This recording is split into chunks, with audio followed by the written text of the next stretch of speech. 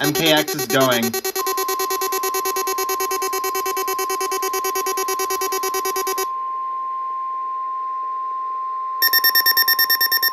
This is a weekly test of the NWR radio warning device.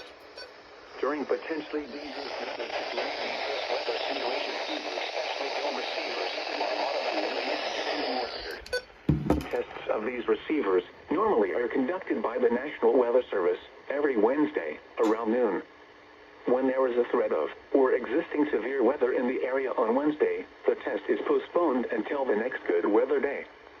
The warning alarm transmitted over this and other NWR radio stations in southern Wisconsin will normally be activated for watches and warnings that affect the following Wisconsin counties: Richland, Vernon, Adams, Juneau, Marquette, Waushara, Winnebago, Calumet, Manitowoc, Sauk, Columbia, Green Lake, Fond du Lac, Sheboygan, Dodge, Washington, Ozaukee, Iowa, Dane, Jefferson, Waukesha, Milwaukee, Lafayette, Greene, Rock, Walworth, Racine, and Kenosha.